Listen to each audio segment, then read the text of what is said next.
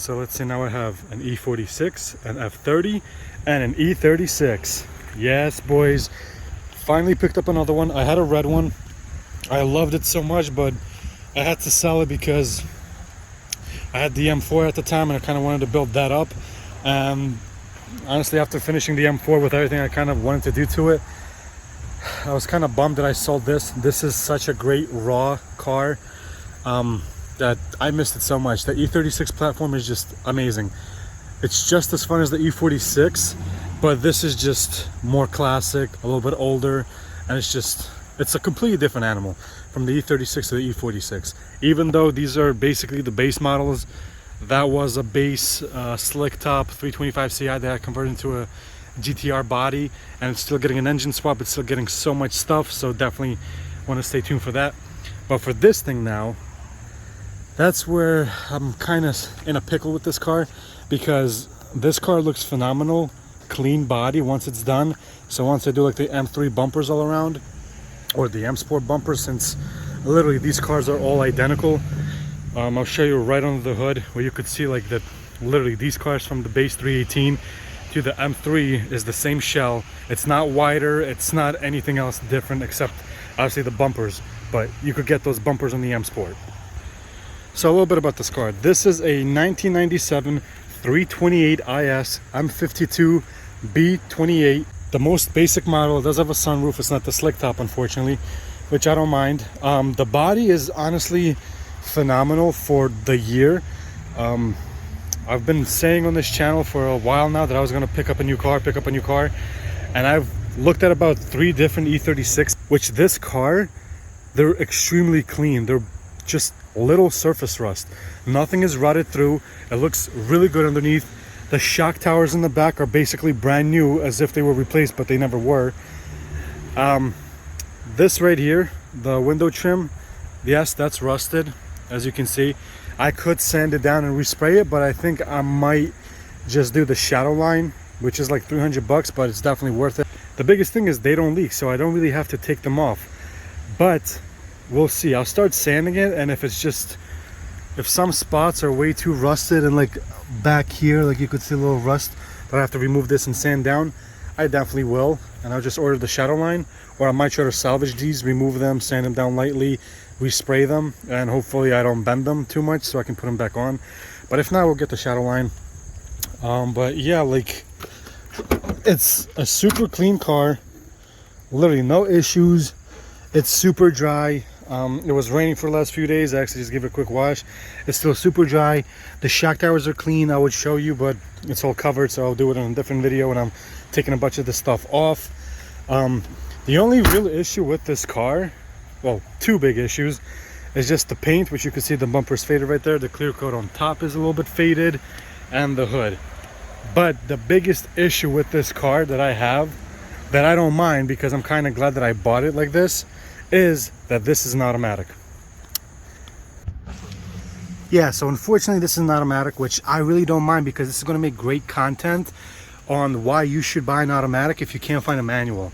The swaps on these cars are so easy and they're really inexpensive. You could do it all by yourself for less than $900.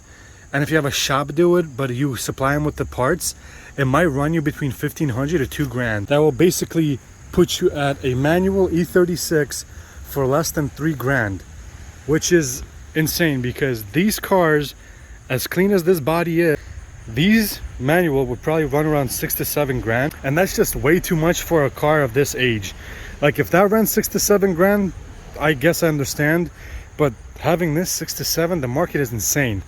So I picked this up for $1,500. Yeah, that's an insane, ridiculous price.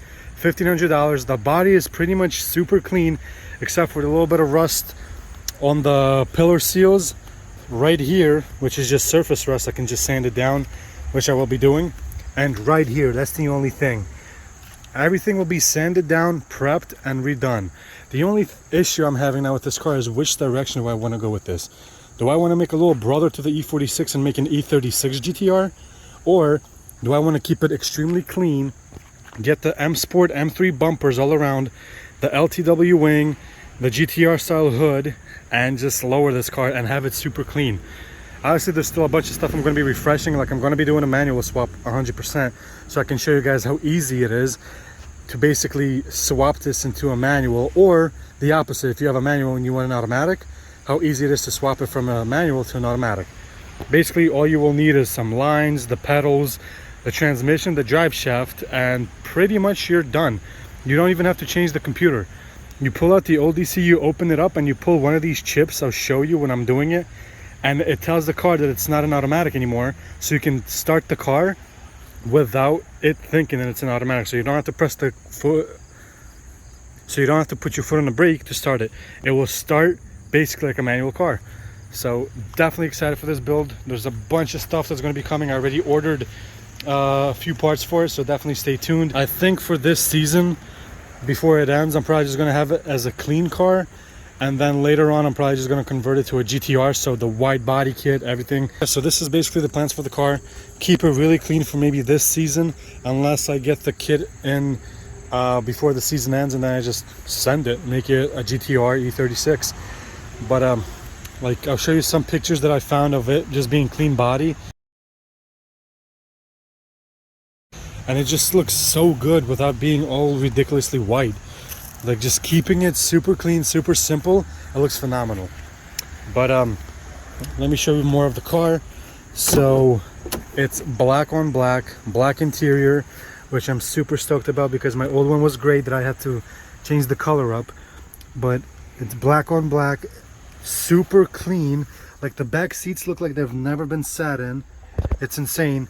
Passenger seat as well, great condition. The driver's seat has its fair share of damage, but it's not too terrible. The dash is not cracked, everything is good, everything works except for the radio, which don't care. It's so old and janky that it still uses a cassette player. I'll be swapping that as well.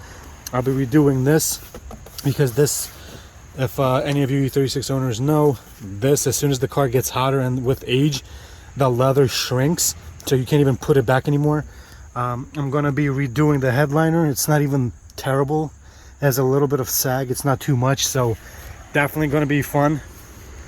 And I'm super excited for this build. And I think you guys will be too once I start getting the parts. This is just a really quick walk around the car. I'm going to do a more detailed one once I clean it up and I get everything dialed in with it. But the car is phenomenal. He took very good care of it. He bought it 8 years ago with about 150,000 with 150,000 on the clock, and the car currently has 176. He's a truck driver, so he barely drove this car, but he maintained it really well. All the services is up to date. He has all the seals replaced, all the tubings. His intake cracked, so he was like, whatever, I'll just tape it for now because he knew he was going to sell it to me. I don't mind. I'll be upgrading that as well. I'll be removing the secondary air pump. I'll be getting a tune from Revmatch.Motorsport in this thing to give it a little bit more oomph, raise the RPM to 7 grand. There's so much stuff I'm going to be doing to this car that I think a lot of you will enjoy that own these cars and felt like, oh, I want to sell it for an E46 because it's impossible to build these, or I don't know where to start. So I just want to show you all the parts you can get for this car and transform it from basically the most basic looking E46 to one of the cleanest cars you can see on the road, just like I did with that. So thank you guys so much for watching. I'll see you in the next one. Peace out.